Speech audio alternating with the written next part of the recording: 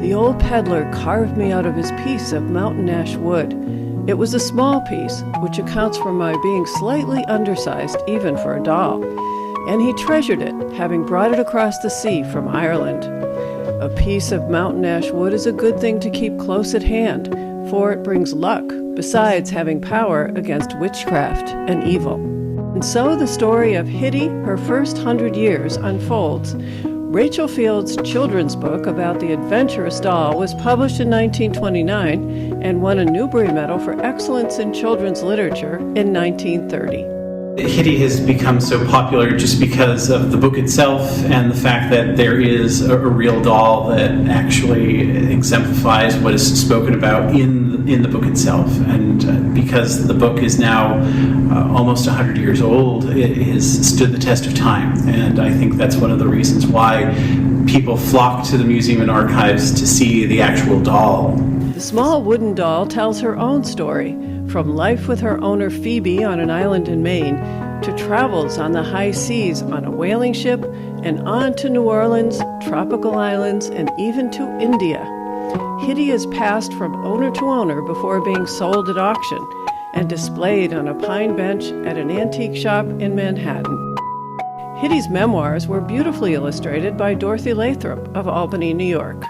The doll that we have here, we don't know who actually created the doll. We do know that Rachel Field and Dorothy Lathrop were in New York City at the time, and they went to an antique store and they saw the doll and they couldn't leave without purchasing it. So it was that lucky purchase that wound up leading to the development of the book. The Hitty story has captivated generations of doll enthusiasts. Many want her to travel again. But she's safe at home at the Stockbridge Library, Museum, and Archives in Western Massachusetts and is not allowed out of her display case.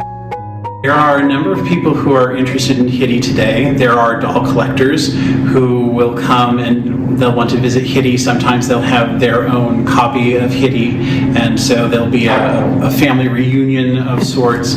We also have individuals that are generational lovers of the book Hitty, and so they come to see the original doll and come to see where Rachel Field is buried and where the family came from. Rachel Field was descended from David Dudley Field, the early New England clergyman and writer whose home is on Main Street. She grew up in Stockbridge, studied at Radcliffe, and was a successful novelist. Her book, All This and Heaven Too, won a National Book Award and was made into a Bette Davis film. She died in California, but is buried near her ancestors in the Stockbridge Cemetery. As Hitty sits on her pine bench in New York City, she retains her sense of wonder and hopes to have more adventures someday, perhaps even flying on an airplane.